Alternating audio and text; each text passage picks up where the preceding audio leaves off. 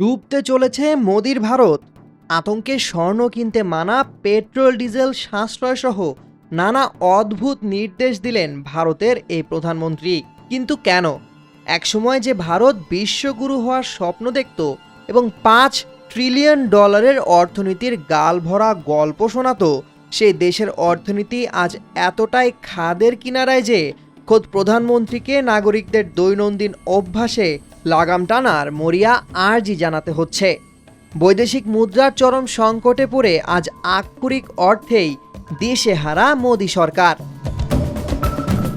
রবিবার সেকেন্দ্রাবাদে মোদির দেওয়া ভাষণ আসলে কোনো সাধারণ রাজনৈতিক বার্তা ছিল না, বরং এটি ছিল এক গভীর অর্থনৈতিক আতঙ্কের নগ্ন বহিঃপ্রকাশ। ঈদ আসবে, সাথে ক্যাশব্যাকও আসবে। নিজের বা প্রিয়জনের জন্য কেনাকাটায় এবারও নগদ পেমেন্টে পাচ্ছেন দারুণ ক্যাশব্যাক। তাই যাই কিনুন, পেমেন্ট করুন নগদে। বৈদেশিক মুদ্রার পতন ঠেকাতে তিনি দেশবাসীকে পুনরায় করোনার সেই বন্দি দশার মতো ওয়ার্ক ফ্রম হোম বা বাড়ি থেকে কাজ করার নির্দেশ দিয়েছেন। শুধু তাই নয়, তার এই আতঙ্কের ফরমান থেকে বাদ যায়নি কিছুই। আগামী 1 বছর কোনো সোনার গয়না কেনা যাবে না, বিয়ে বা ছুটি কাটাতে বিদেশ ভ্রমণ সম্পূর্ণ বন্ধ রাখতে হবে, এমনকি সাধারণ মানুষের রান্নায় ভোজ্য তেলের ব্যবহারও অন্তত 10% কমিয়ে আনতে হবে। কৃষকদের রাসায়নিক সারের ব্যবহার অর্ধেকে নামিয়ে আনার কথাও বলেছেন তিনি। সাধারণ মানুষের খাদ্যাভ্যাস, শখ ও ব্যক্তি জীবনে রাষ্ট্রের এমন মরিয়া হস্তক্ষেপ স্পষ্টভাবে প্রমাণ করে পরিস্থিতি ঠিক কতটা নিয়ন্ত্রণের বাইরে চলে গেছে।